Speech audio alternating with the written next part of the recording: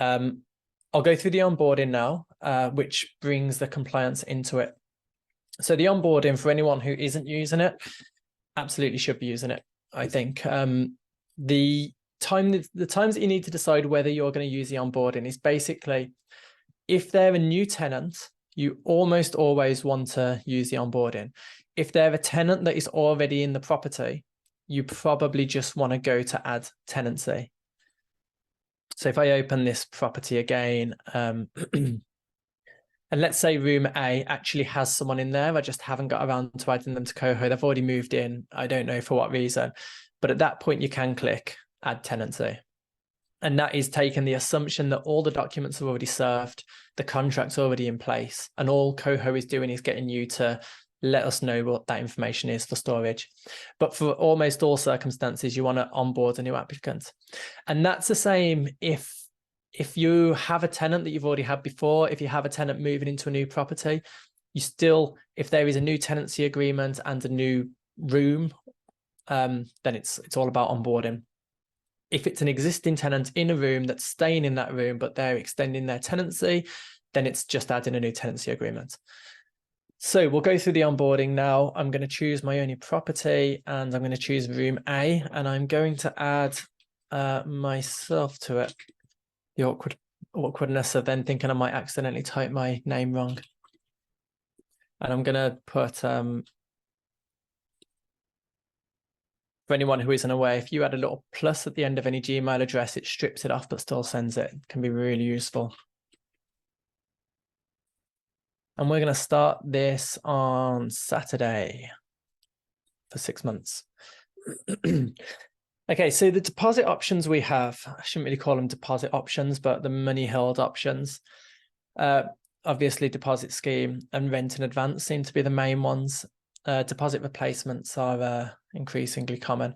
Now, the rent in advance is essentially, well, it can be used to hold a rent that's in future and already paid, that can then be just sorry, it's not already paid. It holds it in your tenant's rent book, but doesn't yet sign it to anything.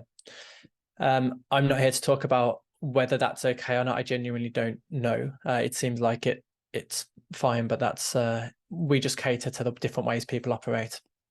But here we're just going to do a standard deposit protection scheme. And we're going to say the bills are included. There's a question here: are the rent schedule and payments tracked in COHO? Now, again, this is something that you almost always want to click yes to. There are some instances that you might not. That's maybe if you're using an external payment thing, such as something like PayProp, and you don't want to have to duplicate any of the work. That might be a time to choose that it's managed externally. Okay, guarantor, I'm just going to put no, so we don't have to have as much hassle with that. I'm going to put a holding fee, and I'm using my existing payment instructions. You can create new payment instructions. Now, one thing that's important here is the payment instructions should be one set, probably for almost everybody. That means they shouldn't include things like a payment reference. We have a specific place for the payment reference. And that's like something that you put here.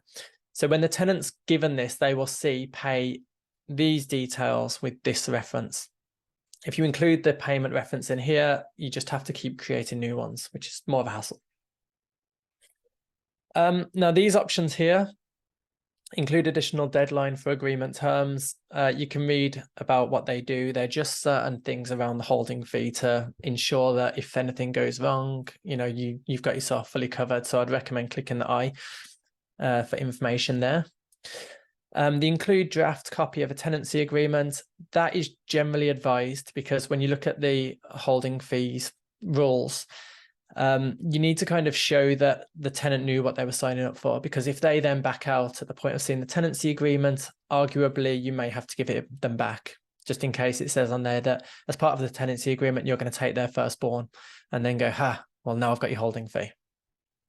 And then we also have something here to include additional terms and conditions. Now, some people like to add their own GDPR policies and stuff like that relating to it. And this is a place that you can put those in, but I'm not going to do that for now. Application forms. So I'm going to say I do want an application form, and I'm going to pick a new one. So by default, we have to ask the forename, surname, date of birth, email, and mobile number, because they're things that's kind of just required for having the tenant sort of working within COHO. You can choose things like the current address, the national insurance, and so on. People often ask around here, how would we take the right to rent information? So you can click the proof of identification for that. But what you can also do is you can add in here, please provide right to rent information. I know that a tenant's going to have no idea what that means. I think in reality, you'd probably give a bit more information there. But you can add that, and then they'll see that, and then they'll put that in the additional files section. You can drop your own additional files in there. So you can say, please provide right to rent information, see the guidance attached of what is sufficient, that sort of thing. Okay, so for referencing, I'm just going to put yes for now. I didn't put the application form, basic plus ID. And I think it asked me for one more thing, payment details, names. Instead, I'm going to... Okay, so I'm going to put new details, 1, 2, 3, 1, 2, 3. Okay, cool. Okay, so we now have our onboarding. Now, similar to the action stuff, you can assign these to anybody else. Now, by default, this will be assigned to me because I created it.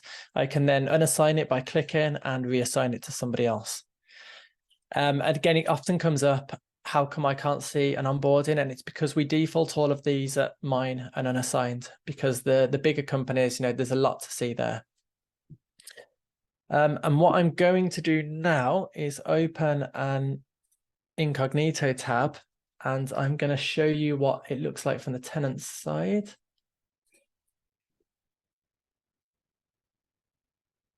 Okay, I've been invited to begin a tenancy.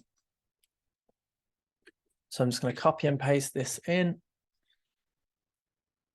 So I'm going to put a password in there.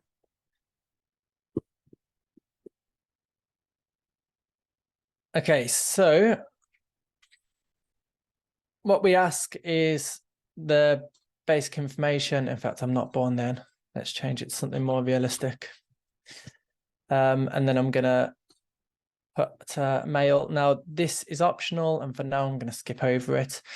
Now, what we ask the tenant is whether they want to create a basic profile, a more advanced profile, or don't share anything. Now, what we find is probably about 80%-ish of people coming through onboarding actually choose to do the full profile, which is really nice, and we explain in here why.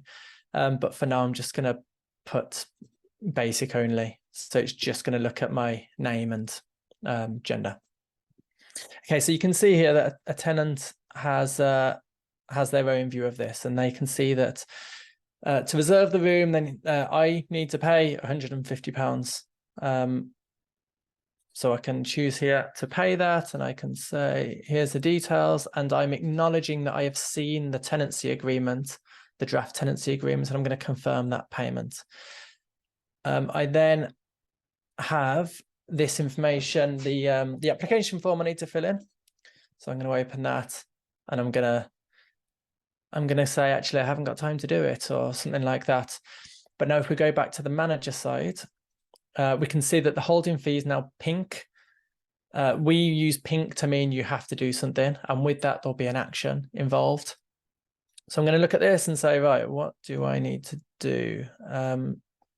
In fact, let me just give a quick look at, so quick refresh of that. And then what questions? Could you onboard yourself backdated, say a couple of weeks back? We tried doing this, but it does not generate the rent due. The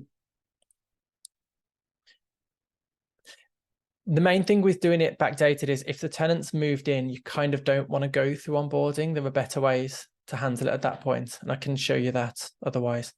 So sorry, if I go back to this onboarding, now it will have refreshed properly.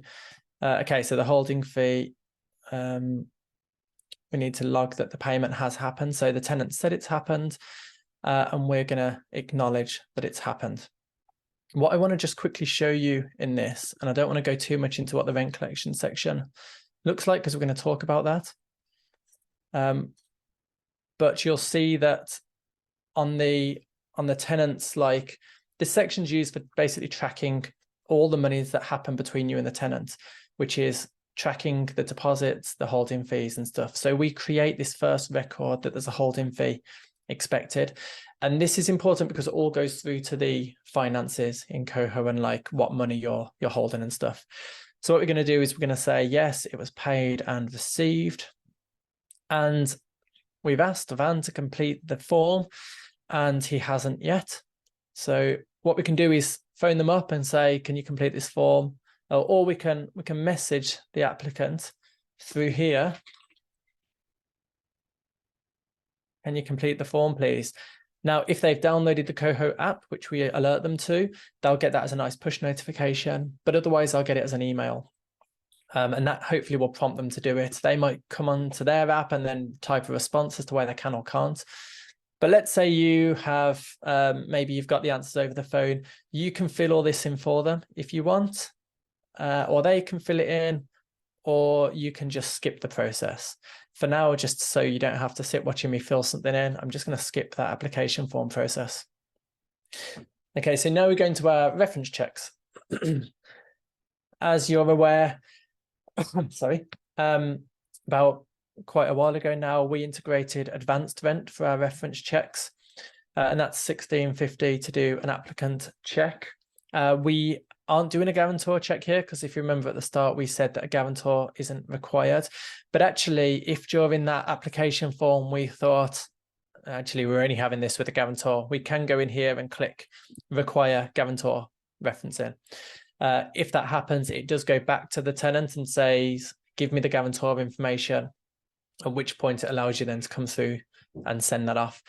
So we can do our advanced rent reference, which is people have seemed to really like this because it's just that quick sort of, you just click it and send it. All the information gets transferred over. And after a period of time that it takes them to complete it, which they're usually quite quick, it's just if the tenant doesn't respond or if the employer doesn't respond and stuff like that, it will come back with an answer. So that's generally the nicest, fastest experience. But we know some people have their own internal referencing team.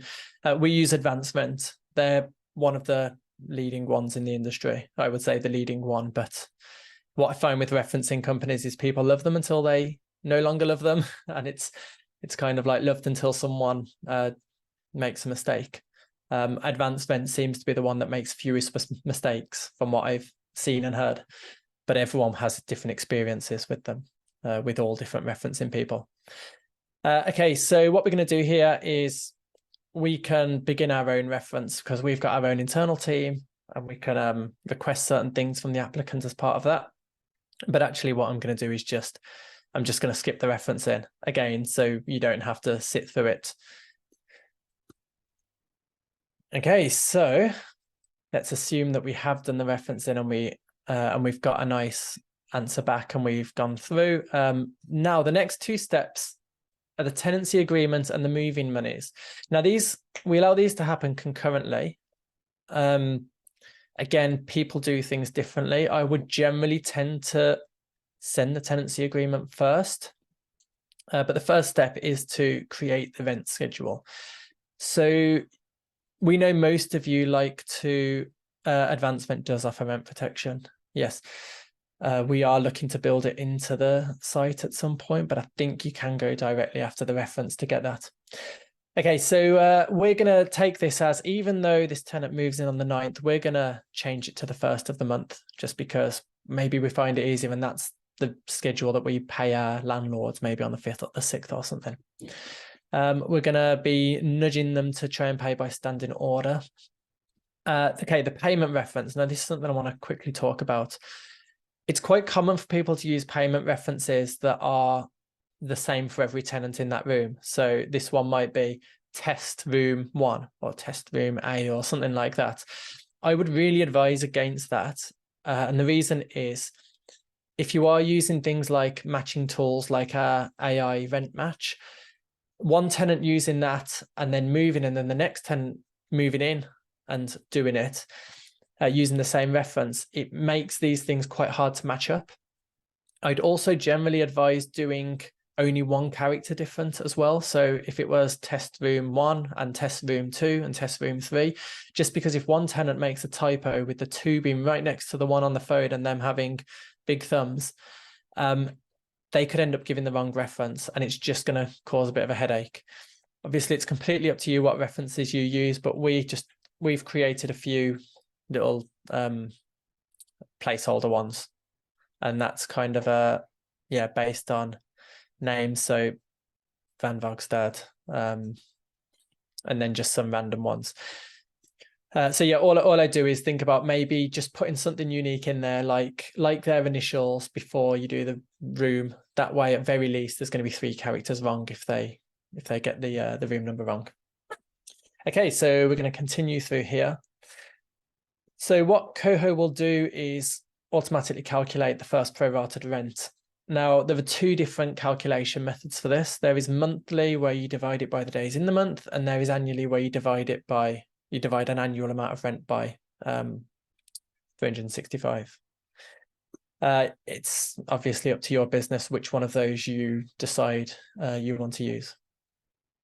We aren't going to prorata the final rent because this tenancy, let's say, is going to go into periodic. It's not a student tenancy. So we're going to save that then.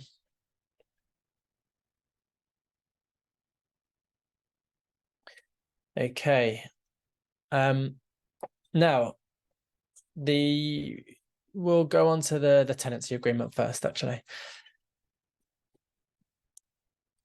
So we're going to put an end date in, and there are 3 options for being signed.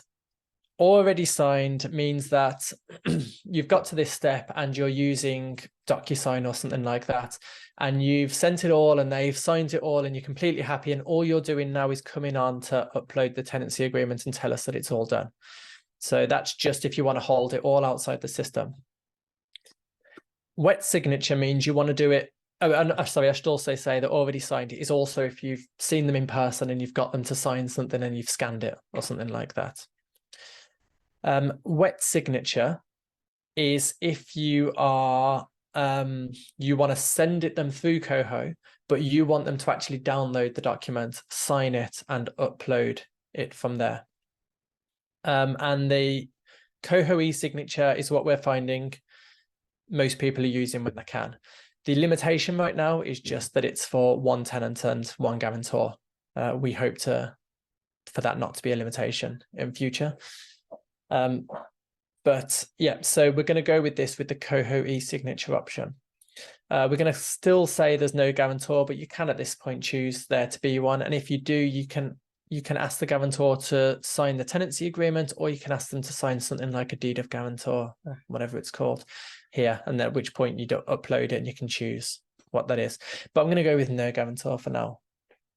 I'm going to put in this merge fields one, which is basically the file that we give to everybody that they can then use to sort of put the merge fields in.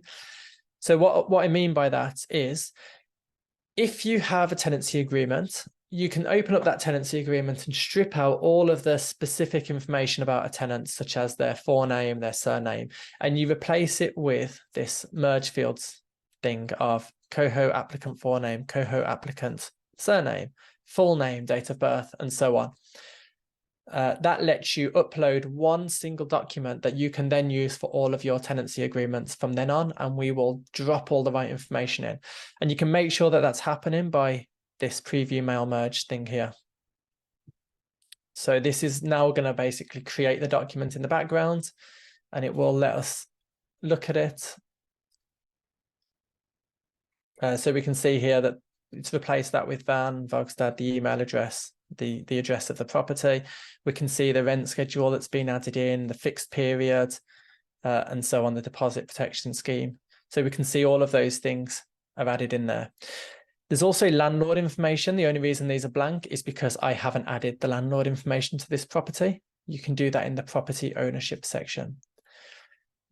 Okay, so what we're going to do from here is we're going to save it. Any questions? So more about the pro rata, and can you pro rata rent for the second month? Moving 1 month's rent, second month alignment. I think if you're doing anything apart from pro rata in the first month, you would just need to manually do that. So when that schedule was there, you can go in there and edit any of these ones manually, but the system will just prorata the first one to mean that the second month is correct. Okay, so if I close up these, we can see now that we're waiting on me to sign it. So I'm going to open up this and you'll see that the tenant gets a big sign the tenancy agreement thing here. So I'm going to go in and I'm going to sign it. Now, I can see the tenancy agreement. Sorry, I should have added that there's you can add as many documents to these as you want. So some people add things like the inventory that they want them to add, any GDPR policies, anything that's kind of that you want the tenant to actually agree to formally. So with all of these documents here, so yes, you can do different rent schedules. You can do monthly, weekly, 4-weekly, quarterly, and annually. We don't have 6 monthly, but these are things that we can add if there's demand. Okay, so the tenant actually has to acknowledge every one of these things. So they would look at it. It's an empty PDF, so there's not going to be a lot to look at. And then I'm going to acknowledge it. And then we always keep the how to rent guide up to date, so you don't have to worry about sending that through. So we're going to acknowledge that as well. We now have to confirm it by email or SMS. These are things that are just required by, I don't know whether it's law or regulation, but for e-signing to be considered legal. So in my email, I'm now going to get a,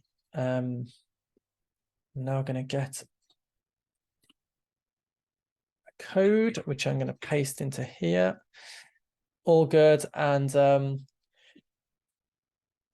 we have them draw a signature for what it's worth, and that is my legal signature. There's lots of stories about it. Feel free to ask me one day, but it causes more problems than it's almost worth. And then we ask them to confirm their password. So at that point, that is them e-signing the agreement. We automatically here get pinged that there is now a new tenancy agreement to be signed. This is me looking half at the chat and seeing someone say the word rent, and I'm like, oh, I'm all over the place. Okay, so what I'm going to do before I confirm it though, is I'm going to set the move-in monies. So the way COHO will calculate this is we want to always, by default, we will select the first full month's rent and any prorated amount. We'll include the deposit and we'll subtract the holding fee. Now, you may look at this and say, actually, the amount's so close and it's quite a lot to pay up front, so we're going to take that one off. Or you may say, actually, we want 4 months ahead or something. It's completely flexible. You can even just go straight in here and type a new value for it as well. But yeah, so we're going to take the standard payment details and we're going to add the reference again here. And as you can see up here, there is just a constant, there's a history that's constantly being created of everything that's happening. So at any point you can look in here and say, how's this going? Okay, all seems to be progressing okay and quite quickly. And also the conversation with the tenant, for those who haven't seen these things, we really try and keep that conversation like extremely contextual. So between the messages, you can see, can you complete the form? And then you've skipped the form. Just so you're not having to go looking at the chat, looking at the history, looking back at the chat. Just lets everyone know what's happening in a really easy glance. So where we are right now is we're waiting for the tenancy agreement to be signed and confirmed, and we're waiting for the the move-in money. So I'm just going to confirm that this has been paid.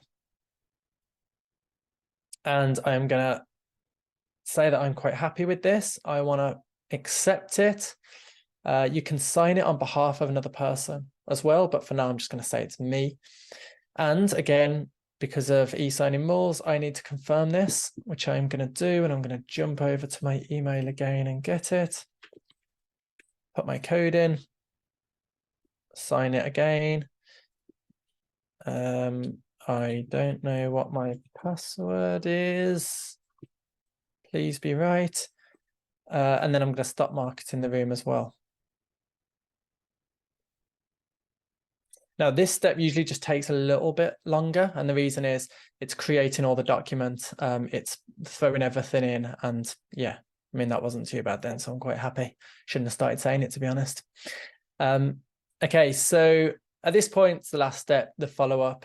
Some people are just, they're done by this point and they want to throw it all away and just finish it. Some people use this opportunity to give moving instructions. So they actually, the person knows what happens, and that could be come to our office to pick up the keys anytime between 12 and 1 o'clock or something like that. In fact, I will just quickly do it.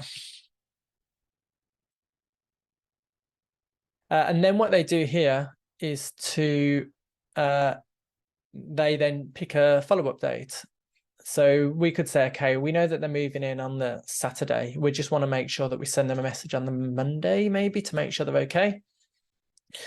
So this is going to sit now, Amber, in your portal, and on the Monday, it's going to flag up as you have an action to do. And then at that point, you can send them a message through COHO and say, hope it all went well, and you can finish off the onboarding and consider that done.